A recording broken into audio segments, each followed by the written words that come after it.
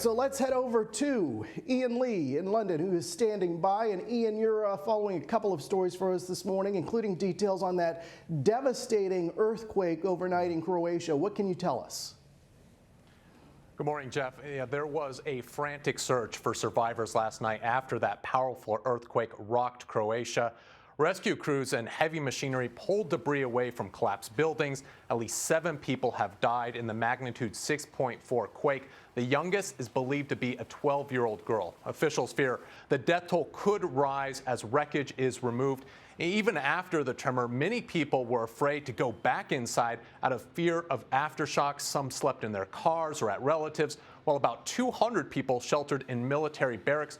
The mayor of the town at the epicenter says half of it was destroyed, and it currently has no running water or electricity. Next, we are in Argentina, where the Senate legalized abortion after a 12-hour marathon session that ended early this morning. The Catholic Church, though, which is highly influential in the region, had called on senators to reject the bill, but it passed with a significant majority. The new law allows women to have an abortion up to their 14th week of pregnancy. Activists hope this will start a domino effect with other Latin American countries following suit.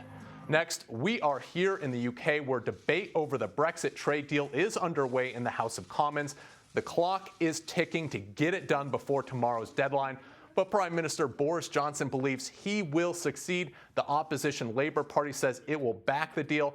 If it is approved by the House of Commons, it then goes to the House of Lords, who will start their debate this afternoon, and then it will go to the Queen for her seal of approval, which is more of a formality. The presidents of the EU Council and EU Commission have already signed the deal this morning. It was then flown to the UK for Johnson to sign. Finally, we move from Brexit to Mexit. Prince Harry and Meghan Markle launched their first podcast with a host of celebrities, including Elton John, James Corden, and Tyler Perry. The topic of conversation: lessons learned during 2020. Elton John spoke for many of us when he said it was the worst year he'd ever known.